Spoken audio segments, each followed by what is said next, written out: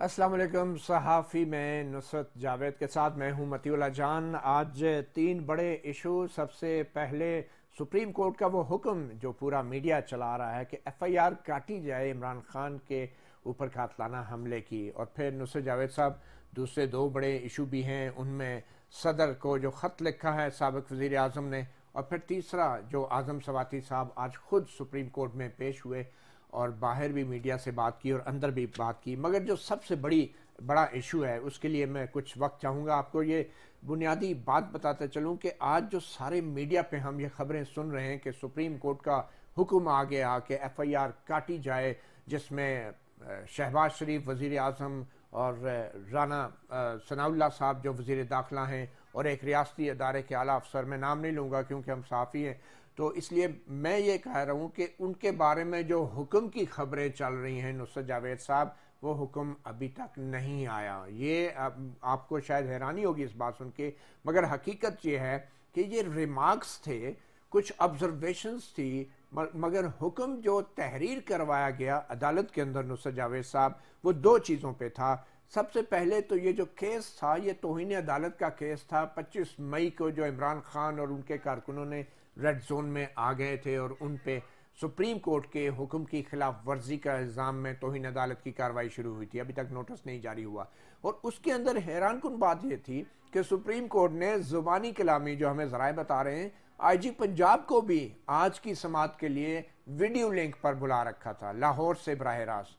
और उसका भी मालूम नहीं वो किस केस में किस तनाजुर में बुलाया था, मगर IG Punjab Faisal Shahkar video link पर लाहौर से मौजूद थे। और दूसरा जो आज जो हुक्म की बात मीडिया कर रहा है नुसरत जावेद साहब के, हुक्म जारी हुआ, हुक्म नहीं आया। और मैं ये समझता हूँ कि जब तक अदालत तहरीरी हुक्म न दे उस वक्त तक वो हुक्म नहीं होता, और फिर वो भी आला अफसरान मतीउल्लाह को जान ब्यूरोक्रेसी साहब, गुजारिश ये है, मैं तो खैर वैसे ही पत्थर के ज़माने का सहाफ़ी हूँ। आजकल सहाफ़त जो है वो बर्क़ रफ्तार हो चुकी है। दूसरा, मैं आपकी खिदमत में हमेशा ये अर्ज़ करता रहता हूँ कि हमें चाहिए होते हैं आई बॉल, और आई बॉल्स के लिए होती है टिक्कर फरोशी। बात यह है कि सुप्रीम कोर्ट ऑफ पाकिस्तान का तहरीरी हुक्म हो और हम अपने ऑन एयर जाने से थोड़ी देर पहले रिकॉर्डिंग कर रहे हैं, और इस वक्त तक तुम्हारा ख्याल है कि थाना वजीराबाद के SHO की ये औकात है कि उसके पास सुप्रीम कोर्ट का तहरीरी हुक्म मौजूद हो और कि मैं तो FIR नहीं कटता? और खुदा का खौफ करो, इसलिए तो ये तहरीरी हुक्म वहां से आया है जहां से ता हयात ना अहल हुआ है। 3 मरतबा वजीर आजम रहा इस नवाज शरीफ, सर नहीं आया तहरीरी हुक्म। अरे मकसद ना अहल तो हुए ना। सही। मैं कह रहा हूं, तुम जो बात कर रहे हो वो ये है कि FIR काटने का तहरीरी हुक्म नहीं आया। वो हुक्म की अदम मौजूदगी में ये जो तहरीक इंसाफ के वकला थाने के बाहर बैठे हुए हैं, वो ये कहते हैं सर वो इत्तला हम तक भी पहुंच गई है कि उन्होंने IG साहब को कहा है कि FIR दर्ज करें, वरना मैं आज खुद नोटिस लूंगा। बिल्कुल ठीक है ना? सही। अब मैं SHO के तौर पर कहूंगा कि सर मेरे पास तहरीरी हुक्म नहीं है, अगर आपके पास है तो दीजिए। दूसरी बात यह है कि मैंने क्या FIR लिखनी है।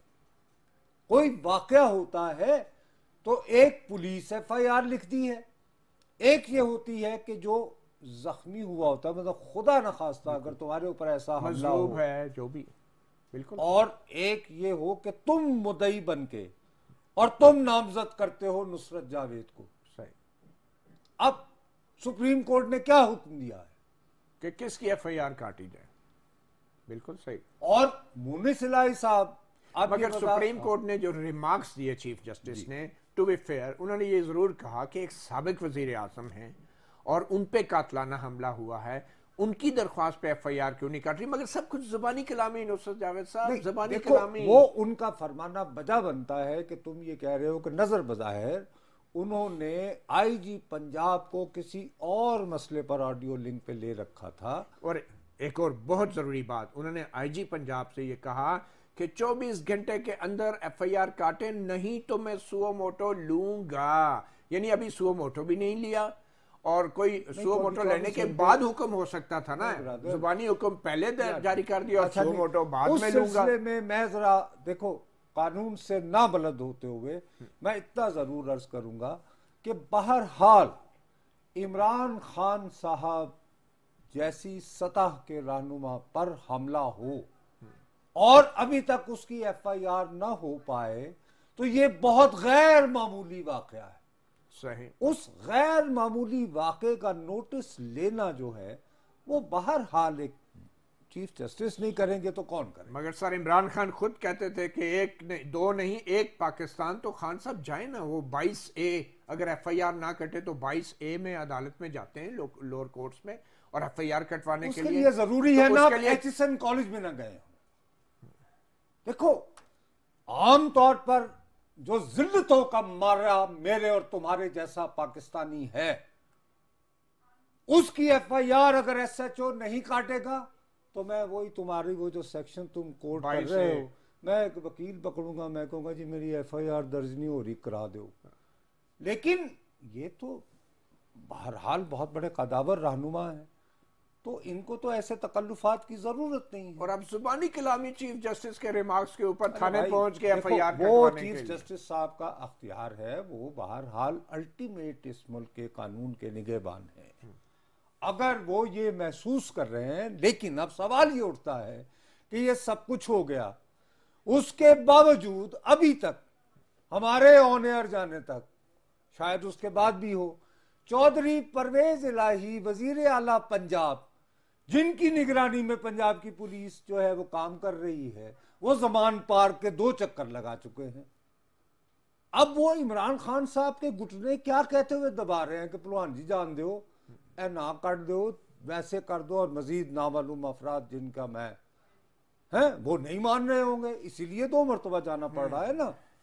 और मुनिस इलाही साहब कह रहे हैं कि हमने तो पुलिस को सिर्फ इस बात पे रोका है कि यार तुसी ना काली करो, तुम मुदई ना बनो खान साहब को। अब परवेज इलाही गालिबन इमरान खान साहब को समझा रहे होंगे कि आप एफआईआर इस तरह लिखें या लिखवाएं, और ऐसे लिखे कि मेरी वजारत आला भी बरकरार रहे, और मेरी वजारत आला भी बरकरार रहे, ताड़ा भी काम हो जाए, भी और अगर मेरी वजारत आला अच्छा। और लतीफा क्या है, वरना बजाय ये जो इतनी तकरीर कर रहे हैं, इमरान खान साहब कहे चौधरी परवेज इलाही तुम हमारे वोटों से वजीर आला बने हो, 24 घंटे के अंदर अंदर अगर ये एफआईआर ना हुई हम तुम्हारी हमायत वापस ले लेंगे, जाओ ऐश करो फिर।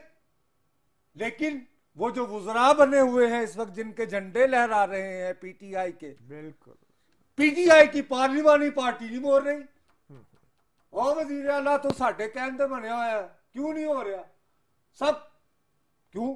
उनको ये गुमा है, और उनका ये गुमा काफी हद तक दुरुस्त भी साबित हो रहा है कि हमें कुछ करने की जरूरत नहीं, ऊपर से प्रेशर आ जाएगा, चौधरी परवेज इलाही सीधा हो जाएगा।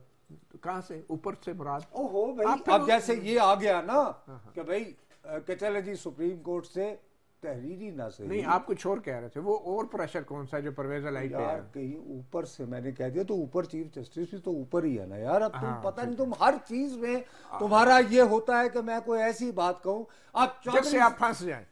आप भी परवेज इलाही की तरह बड़े चालाक हैं। एक बात यह है कि चौधरी परवेज इलाही तो मेरा आइडियल है, आइडियल है।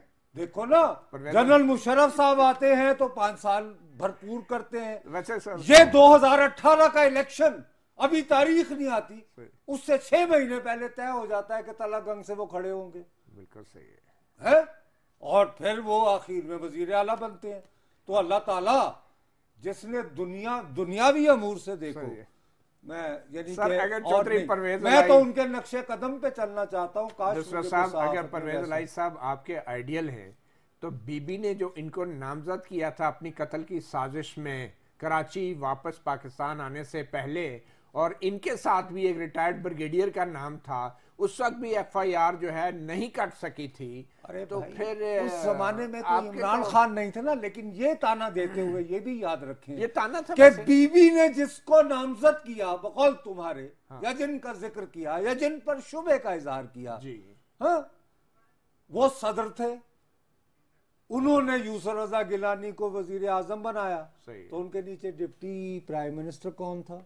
ये चौधरी शुजात, चौधरी परवेज। हाँ, चौधरी परवेज अलाई, बिल्कुल ठीक है ना, बिल्कुल। तो फिर खाली फिर उस तरफ की भी बात करो। नहीं वो ठीक है, बहरहाल सर आपके आइडियल है, मैं तो कोई एतराज नहीं यार, मैं आइडियल इस सेंस में कह रहा हूँ, मैं तो यानी कि मैंने तुम्हें पहले भी कहा जड़े लाहौर पैड़े हो अर्था पैड़े यानी मैं कहता हूं कि मैं दुनिया में कामयाब होने के, अब तो मैं बूढ़ा घोड़ा हूं जो नया को करतब सीख नहीं सकता मेरे प्यारे भाई। सर आप इतने बूढ़े भी नहीं हैं और घोड़े तो बिल्कुल नहीं है सर, माशाल्लाह से अल्लाह ताला आपको अल्लाह की कसम से जो हम में और इन और किसी जानवर में कोई फर्क नहीं रहा, हमें एचिसन जाना चाहिए। नहीं सर, हम न्यूट्रल नहीं। अगर इंसान बनना है और हकूक चाहिए तो एचिसन कॉलेज में जाओ और जिंदगी बनाओ, वरना फिर न्यूट्रल बन जाए। एक छोटी सी ब्रेक लेते हो, ब्रेक के बाद फिर हम आ रहे हैं, सदर मुमलिकत को जोश दिला रहे हैं साबिक वज़ीर आज़म इमरान खान कि आप सुप्रीम कमांडर हैं।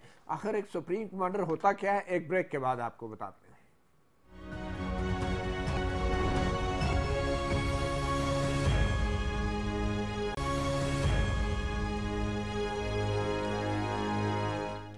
सहाफ़ी में बात होगी सदर मुमलिकत इस्लामी जमहूरिया पाकिस्तान जनाब आरिफ अलवी साहब के अख्तियारात की, क्योंकि साबिक वज़ीर आज़म ने उनको झंझोड़ा है एक ख़त के ज़रिए और कहा है कि आप सदर मुमलिकत हैं, बिल्कुल वैसे ही जैसे किसी वक्त में इमरान खान ने ये इंकशाफ किया था नुसरत जावेद साहब कि मुझे तो खातून अव्वल ने एक दिन कहा कि आप वज़ीर आज़म हैं इस मुल्क के। तो इसी तरह आप इमरान खान साहब ने जो खत लिखा है, क्विकली इमरान खान साहब ये कह रहे हैं खत के अंदर कि सदर साहब आप बतौर supreme commander of arm forces, जो ऑडियो लीक हुई है मेरी और अस्करी क़यादत के दरमियान और ISI चीफ के दरमियान, मालूम नहीं वो लीक किधर है, मैंने नहीं सुनी, लेकिन उन्होंने कह दिया इस खत में, फिर एक साइफर का हवाला दिया, दोहराया, और फिर नेशनल सिक्योरिटी कमेटी के बयान के हवाले से उन्होंने इल्ज़ाम लगाया कि जो प्रेस कॉन्फ्रेंस की DG ISI ने, उन्होंने अपनी नेशनल सिक्योरिटी कमेटी के बयान को रद्द किया और मिसकंडक्ट कहा उसको, ज़्यादा से ज़्यादा डिप्लोमेट का। और फिर आखिर में क्विकली और ये भी कहा कि जो ISPR का किरदार है इसका भी तयन होना चाहिए, और आखिर में कह रहे हैं कि आप सबसे आला तरीन ओहदे पे मौजूद है और मैं आपसे कह रहा हूँ कि एक्ट नाउ और अख्तियारात के नाजायज़ इस्तेमाल को रोकें और कानून और आइन की खिलाफ वर्जी को रोकें। अब सदर मुमलिकत को जो सब कुछ कह रहे हैं नुसरत साहब, आखिरी बात, ये सब कुछ सदर मुमलिकत को मेरी राय में तो उनको जानते बूझते हुए ये कह रहे हैं, वो सिर्फ एक मौका नहीं जाने देते अपनी सियासी तशहीर का, अदरवाइज उन्हें पता है कि सदर मुमलिकत कितने पानी में हैं और उनकी औकात क्या है, क्योंकि वो खुद वज़ीर आज़म रहे हैं। अरे नहीं, वो खुद वज़ीर आज़म रहे हैं। नहीं, देखिए बात सुने भाई, देखिए मैं पोली त्या पर एडी भी नहीं। अच्छा, बात यह है कि इस खत के अंदर उन्होंने आइन का आर्टिकल 243 243 उसकी सब क्लॉज 2, अच्छा, उसको इन्वोक किया है। समझ आई बात? सही बात यही खत्म नहीं की, उसके बाद उन्हें शह दी है कि बस अन फड़ ले तो रट ले, और उसके बाद क्या करो कि अपनी सरबराही में इन योर लीडरशिप एक इंक्वायरी कमेटी बनाओ। अच्छा, टेक ओवर कर लो। सर ये बाकायदा institute and inquiry under your leadership, ये मैं घड़ नहीं रहा हूं भैया, ये मैं खत में लिखा, ठीक है जी। और उसके बाद जिम्मेदारों की निशानदही करो और फिर उनको सजा दो, अकाउंटेबिलिटी। अच्छा, अब बात यह है कि तुम आम आदमी से बात करो, कहेगा जी जनाब क्या इमरान खान बात कर रहा है, सिविल सुप्रीमेसी की बात कर रहा है, आप लफाफे बैठ के बकवास करते हैं हमारे लीडर के बारे में। आई समझ? हुजूर सीधा साधा इस खत के जरिए वो सदर आरिफ अलवी को सुल्तान उर्दवान बनने का मशवरा दे रहे हैं, ये भूलते हुए कि वजीर आजम से सदर बनते हुए, सदर को अख्तियारात मुंतकिल करते हुए मौसूफ ने रेफरेंडम करवाया था। आप आर्टिकल 243 का तो हवाला दे रहे हैं और उसके तहत उनको बता रहे, उनको उनके फराइज सौंप रहे हैं, जिसमें यह भी है कि आईएसआई को रीडिफाइन करें, जो बरतानिया का वायसराय नहीं कर पाया। आईएसपीआर तो उन दिनों बना था ना, याद है ना तुम्हें? ये अख्तियार उसको भी मुयस्सर नहीं था। ये तो वन स्टेप फॉरवर्ड जा रहे हैं। ठीक, ये करते हुए बड़े इत्मीनान से ये भूल गए कि भाई ये कहां से जन्म लेता है ये आर्टिकल 243। आर्टिकल 243 जो है ये है जी मुसल्लह अफवाज, ये चैप्टर 2 है आइन का। उसका पहली शिक ये है कि मुसल्लह अफवाज की कमांड एंड कंट्रोल वो किसके पास होगा? वफाकी हुकूमत के पास। सही। अब वफाकी हुकूमत को आइन क्या कहता है? वजीर दिफा आर्टिकल 90 नहीं यार। अच्छा, आर्टिकल 90 हरगिज ये नहीं कहता। मैं तुम्हें बार बार कहता रहता हूं कि वजीर दिफा वजीर बहरी अमूर अफगानिस्तान है। ठीक है। वो ये कहता है आर्टिकल 90 दस्तूर के मुताबिक वफाक की हुकूमत की जानिब से वफाक का आमिलाना अख्तियार एग्जेक्टिव अथॉरिटी सदर के नाम से इस्तेमाल किया जाएगा, यानी सदर का नाम इस्तेमाल होगा। वजीर आजम और वफाकी हुकूमत जो है वो वजीर आजम और वफाकी वुज़रा पर मुश्तमिल है, जो वजीर आजम के जरिए काम करेंगे, जो कि वफाक का चीफ एग्जेक्टिव होगा। अच्छा, चीफ एग्जेक्टिव की अपनी हालत ये है कि he can not remove one lieutenant general to another. हाँ, वो वजारत दफा से समरी आएगी, ऊपर को घी फिर ख्वाजा आसिफ आगे बीच में। मैं क्या करूं? यार नहीं करता, सेक्रेटरी डिफेंस करता है। अच्छा, आप यानी कि वो मिनिस्टर के साइन भाई नहीं नहीं नहीं। अच्छा सर, वजारत दफा भाई से मेरे मिनिस्टर के साइन जीएचक्यू की तरफ से चिट्ठी आती है। अच्छा, उसके अप्रूवल जो है वो सेक्रेटरी डिफेंस करके फॉरवर्ड करता है प्राइम मिनिस्टर के दफ्तर में। हाँ। और अमूमन बहुत ही को नाजुक मसला हो तो जो मिनिस्टर होता है ना वजीर दिफा, अमूमन वो उससे इत्तेफाक करता है या सीन करके तो अपने साइन कर देता है कि जी आई स्टैंड बाय। मगर सर आपने इतनी मेहनत की है कानून की, आपके ख्याल में इमरान खान को नहीं पता था इन चीजों का? इमरान खान माजरत के साथ यार, इमरान खान साहब को सब पता है। तो फिर इमरान खान साहब पैगाम असल में ये दे रहे हैं कि मुझे 2/3 मेजॉरिटी से वापस लाओ। किसको दे रहे हैं? अवाम को। अच्छा अच्छा, ठीक।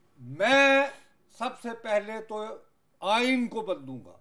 हाँ। आइन को बदल के उस 2/3 मेजॉरिटी से इस मुल्क का सदर बनूंगा। जब मैं उस मुल्क का सदर बनूंगा तो फिर मैं ये काम किया करूंगा और देखूंगा कि मेरे होंदे होया। ठीक। और अब आरिफ अलवी साहब इस जब ये चीफ एग्जेक्टिव थे जबकि, सही है, तो मौसूफ को सुप्रीम कोर्ट ने कहा कि तू किस हिसाब ना देती है एक्सटेंशन, सही है तो थरथरी बह गई सी तो 12 मिनट में यूं, बल्कि अपना फेसबुक उस वक्त क्या किया? बिल्कुल सही, उस वक्त भी याद आई थी ये अथॉरिटी, आज याद आई है जब, और उस शख्स को देने ये मियां ये पैगाम है।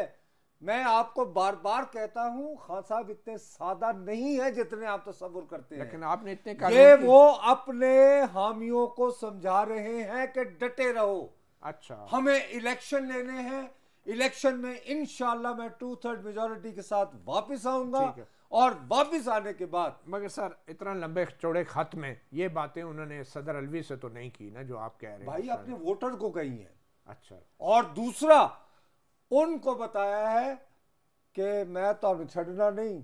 अब इससे मसला ये होगा इस खत से कि अभी तक जो अलवी साहब सालिस बने हुए थे ना, वो जरा कहेंगे कि भाई जी है तुसी ऐदा हुक्म देना आए हो या सालसी करना आए हो। सही ते एपलवान जी है वो इधर है जरा। सर बहरहाल आपने बहुत अच्छा केस लड़ा है। He has put किसका केस? ये आपने जो कानूनी केस लड़ा है, केस किसका लड़ा? लेकिन ये आपने, ओ भाई मैं ये रो रहा हूं कि वजीर आजम होते हुए आपको ये सब कुछ पार्लिमान को देना चाहिए था। आप ये कहते कि पार्लिमान की डिफेंस कमेटी बैठे वो तय करे कि आईएसपीआर को क्या करना है और क्या नहीं करना। वो क्यों नहीं किया? सर आप असल तरफ आते नहीं है, फिर आप नाराज हो जाते हैं। जब आप पार्लियामान की डिफेंस कमेटी जो डिफेंस मिनिस्ट्री है वो क्या कर रही है, फिर आप नाराज हो जाते हैं। डिफेंस मिनिस्टर इटसेल्फ कुछ नहीं होता सर आइन में आपने और आइन मेरे पढ़ा है, प्यारे आइन में दे सीक अथॉरिटी फ्रॉम पार्लियामान। बिल्कुल होते हैं तो ये पार्लियामान में सर, ये क्या तो सियासी बात है ना, आइनी बात ये नहीं है। वजीर दिफा ने वजीर दफा आइनी तौर पे कैबिनेट है, डिफेंस कमेटी है कैबिनेट की, डिफेंस मिनिस्टर यार, बॉस होता है आप सर मेरी चीफ बात का। ही नहीं समझते। आप तो सियासी बात कर रहे हैं, पार्लियामेंट से एक वो चीज लेते हैं। कानून में मौजूद ही नहीं। सब मिनिस्टर फेडरल मिनिस्टर ओ भाई आपने भी ख्वाजा खुद आसिफ पढ़ा है, इस वक्त वफाकी है ना, हुकूमत कंट्रोल करती है, आपने खुद वफाकी पढ़ा है हुकूमत, सर। लेकिन चीफ एग्जीक्यूटिव कौन है? तो सर ये कैबिनेट ही होती है ना ओ सर। भाई कैबिनेट का एक रुकन है अच्छा सर मुझे बताएं और एक रूल्स ऑफ बिजनेस होते हैं। अब मुझे बताएं सदर ममलिकत को इस खत का क्या जवाब देना चाहिए?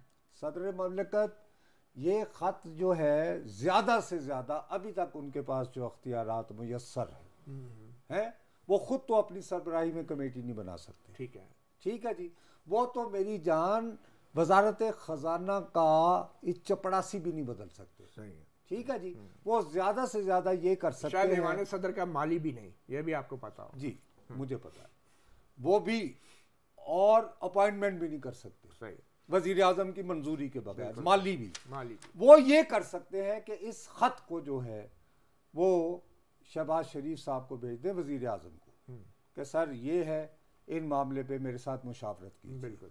अब उसके बाद ये कि शहबाज साहब के पास अगर बंदे होते वो कहते तू ये खत की भेजे है, वो कहते इम्यूनिटी इसका मुआवजा करते हैं, उसके नंबर नहीं है इनके पास, तादाद नहीं है। ठीक है ना। अच्छा नुसरत तो साहब, पास ये कि एक मेरे ख्याल शो बन जाएगा। मेरे ख्याल में आरिफ अलवी साहब तो खुद मिन्नतें तरले कर रहे हैं। ये जितने मामलात डिस्कस किए हैं उनके कायद ने, इमरान खान साहब ने, ये तमाम मामलात आरिफ अलवी ने एक खत की सूरत में चीफ जस्टिस को भी लिखा, यही सदर ममलिकत ने, कि भाई ये करें। अब सदर आरिफ अलवी तो खुद फरीक हैं, आपने खुद कहा वो यार कल को अगर ये इमरान खान साहब मौजूदा हैसियत में, नॉट एज अ साबिक वजीर आज़म, अगर कल ये खत लिख दें कि अलवी साहब आप ऐसा करें GHQ जाएं, वहाँ पे मुझे लोगों ने इत्तला दी है कि बिजली का बहुत ज़िया होता है, तो ऐसा करें कि आधी बिजली उन्हें कहीं करें। ये तो यानी कि ये तो उनको माइक्रो मैनेजमेंट पे लगा रहे हैं। सर एक बात है, कल कहेंगे कि वहाँ की प्लम्बिंग ठीक कराओ। वैसे आप जो भी कहें, नहीं होता भैया। 23 मार्च की परेड में सदर आरिफ अलवी सबसे आगे खड़े होते हैं, कौम से खिताब करते हैं, सलूट लेते हैं। बरतानिया में मलका भी खड़ी होती थी ना, तो आप वो चार्ल्स खड़ा हुआ करेगा। वो मलका तो गई, लेकिन हमारे सदर तो अल्लाह ताला ने नहीं अब प्रिंस चार्ल्स खड़े होते हैं ना। सही है। लेकिन आप मुझे बताएं, क्या किंग चार्ल्स के पास ये अथॉरिटी है जो वो अलवी से? मगर जितनी इज्जत हमारी तारीख में सदूर को मिलती रही है वो शायद वज़ीर आज़म को नहीं मिली। ये तो इज्जत देने वाले पर डिपेंड करता है ना सर। अरे भैया हमारे यहाँ सदर फजल इलाही चौधरी थे, उनकी दीवारों के बाहर लिखा हुआ था सदर को रहा करो, वो खुद ना करो ना यार, खुद ही लिखते थे। अच्छा सर एक छोटी सी ब्रेक लेते हैं और फिर ब्रेक के बाद हम बात करेंगे एक अफसोसनाक साने की।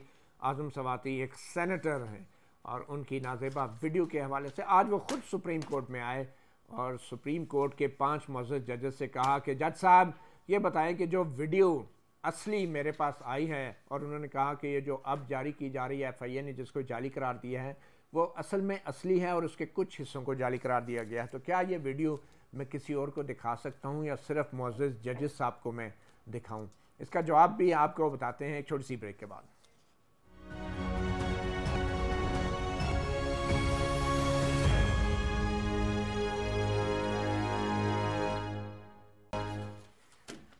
सहाफ़ी प्रोग्राम में एक बार फिर खुशामदीद। बहुत मुश्किल होता है किसी भी सहाफ़ी के लिए इंसानी अलमिया के ऊपर, एक ट्रेजेडी के ऊपर बात करना या उसकी रिपोर्टिंग भी करना, और मेरे ख्याल में जो कुछ सेनेटर आज़म सवाती के साथ हुआ ये इंसानियत की एक तज़लील है, और जो कुछ वो बता रहे हैं ये बहुत हौसले और बहादुरी का काम है। नुसरत जावेद साहब आज उन्होंने कुछ जो नए इंकशाफात किए हैं और कुछ क्लैरिफाई भी किया है कि कहा जा रहा था सोशल मीडिया में कि ये जो वीडियो है जाली है, हुकूमत के वज़रा ने भी कहा ये जाली है, मगर आज़म सवाती ने कहा कि अब एक ऐसी वीडियो को जाली कहा जा रहा है जो ख़ुद कुछ लोगों ने उसके कुछ हिस्सों को जाली बनाने की कोशिश की है, मगर जो उसके ज़्यादातर हिस्से हैं वो असली हैं। और उन्होंने एक बार फिर तस्दीक की कि ये वही वीडियो है तकरीबन जो उनको और उनके अहल खाना के साथ शेयर की गई हैं, और उनका ये कहना है कि उनके कुछ हिस्सों को जानबूझ के जाली बना के तासर दिया जा रहा है कि सारी वीडियो जाली है, लेकिन वो पीछे नहीं हटे। उन्होंने नया इंकशाफ जो किया, उन्होंने कहा कि सुप्रीम कोर्ट के जुडिशल रेस्ट हाउस में नहीं, ना ही जुडिशल कम्प्लेक्स एकेडमी के रेस्ट हाउस में, बल्कि ये फेडरल लॉज 1 में उनकी वीडियो बनी है। और उन्होंने कहा है कि मैं वहाँ जाके बता भी सकता हूँ कि ये कौन सी जगह है। और फेडरल लॉज 1 में जो उनके मेज़बान थे, आप सुन के हैरान होंगे वो कौन थे, सेनेट के चेयरमैन सादिक संजरानी। और आज़म सवाती ने कहा कि वो एक बलोच हैं और जो कुछ उन्होंने बतौर मेज़बान जो करना था या नहीं किया, मेरे ख्याल में उनको अब इस्तीफ़ा दे देना चाहिए। और फिर हैरानी की बात यह है कि यही सेनेट के चेयरमैन अब अपनी किसी भी किस्म की वजाहत देने की बजाय एक कमेटी उन्होंने बना दी है, 14 रुकनी कमेटी, जिसमें तमाम पार्टियों के मेंबरान हैं। तो सादिक संजरानी का जो इसमें रोल है वो बड़ा ही ड्यूबियस है। और ख़ास तौर पे नुसरत साहब, आखिरी बात, जो सेनेट के अंदर इलेक्शंस के दौरान खुफिया कैमरे बरामद हुए थे, उस पर भी सादिक संजरानी आज तक खामोश हैं, बावजूद इसके कि उन्होंने एक कमेटी भी बनाई थी पर कुछ नहीं हुआ। तो आखिर सादिक संजरानी साहब को आपको लगता नहीं है कि ये कोई ख़ास इनका रोल है इस सारे मामले में, या वो ख़ास किस्म के एजेंडा पे हैं ऐवान बाला के चेयरमैन होते हुए भी? मेरे प्यारे, सबसे बड़ी बात यह है कि मैं आज़म सवाती साहब का मामला जैसे वो बयान कर रहे हैं, अगर वो दुरुस्त है, जैसे वो बयान कर रहे हैं अगर वो दुरुस्त है, तो भाई उसकी मजम्मत के अलावा मेरे पास कोई लफ्ज़ नहीं, और पूरी तहकीक होनी चाहिए और पूरी कौम मजम्मत ठीक करती है इसकी। तो मैं क्लियरली कह रहा हूँ। बिल्कुल सही। अब मेरी एक इल्तिजा है, मेरी इल्तिजा ये है तुमसे मती कि आज़म सवाती साहब माशाल्लाह बुज़ुर्ग हैं, नौवारिद नहीं हैं साहब, रोज़ाना कभी सुप्रीम कोर्ट पहुंचे होते हैं, कभी यहाँ पहुंचे होते हैं। भाई मेरे, क्यों खुद अपनी रुसवाई कर रहे हैं? सेनेट जिसके ये रुकन है, उसकी एक ह्यूमन राइट्स कमेटी है जिसके सरबराह है वलीद इकबाल, अल्लामा इकबाल के पोते, जस्टिस जावेद इकबाल के बेटे, जस्टिस नासिरा जावेद के बेटे। एक माकूल आदमी है, वकालत को समझते हैं, सेनेट में बड़े धड़ल्ले से बोलते हैं। ये अपना पूरा वाकया उनके सामने रखते और कहते कि साहब फौरी तौर पर इस कमेटी का इजलास तलब किया जाए। ठीक, वो नहीं हुआ। By the way, Walid Iqbal आज खुद ही सुप्रीम कोर्ट में खड़े थे, ऐसे सामने देख। अब ये है ना, अब मैं इसके मुकाबले में तुम्हें फर्क बताता हूं।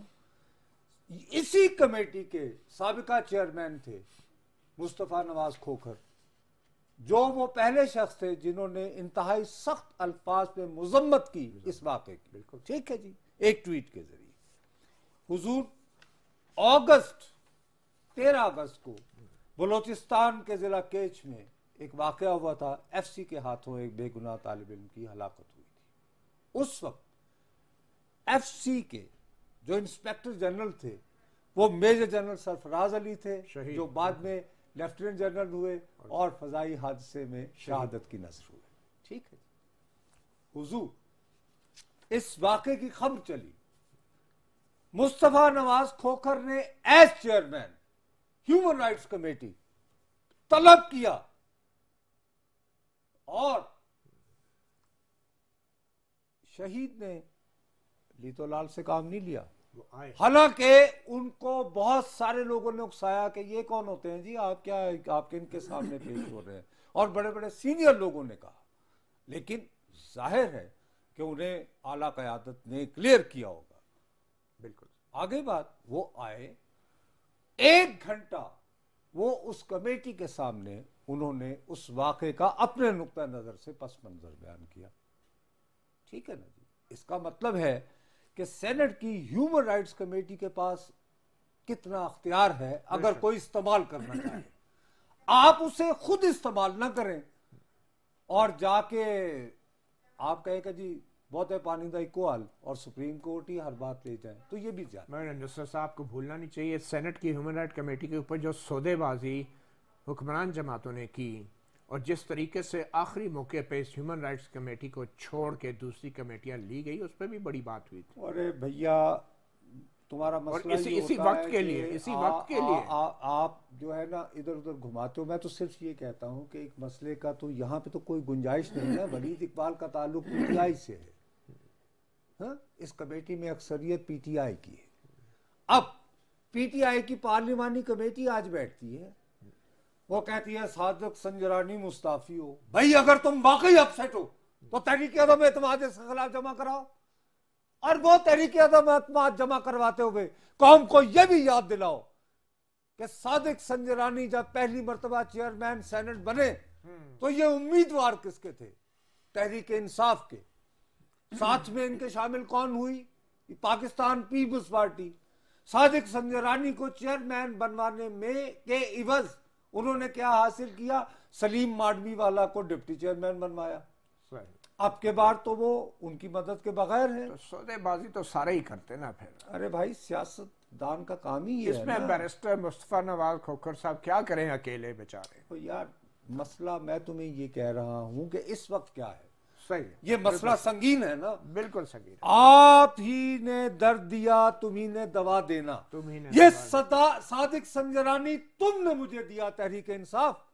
अब इसके खिलाफ तहरीक अदम एतमाद मूव करो और उसके बाद बाकी सियासतदानों का इम्तिहान लो कि क्या वो इस वाक़े में तुम्हारे साथ खड़े होते हैं या नहीं। मगर शायद फिर पीटीआई के अंदर भी इख्लाफात हो जाएंगे सादिक संजरानी के। और नुसरत साहब आखिर में इसको कंक्लूड करते हैं। एक छोटा सा वाक़या बता दूं। Islamabad high court chief justice अता मुनल्ला ने बलोच तालिब इल्मों को हरासा करने के हवाले से एक कमेटी बनाई जिसका सरबराह सेनेट के चेयरमैन सादिक संजरानी को लगाया।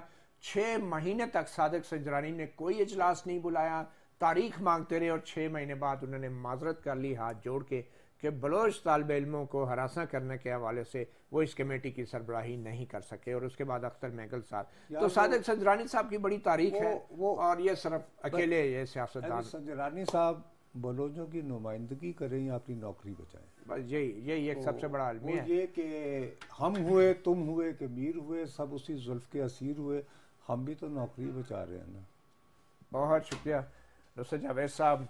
अब देखना यह है कि साबिक वज़ीर-ए-आज़म की FIR कटती है या नहीं, सादिक संजरानी साहब के खिलाफ अदम एतमाद होती है या नहीं, और सदर ममलकत आरिफ अलवी अपना अख्तियार बतौर सुप्रीम कमांडर कैसे इस्तेमाल करते हैं। हम सब मुंतज़िर हैं। सहाफ़ी से इतना कुछ ही हो सकता है। इजाज़त दीजिए, अल्लाह हाफ़िज़।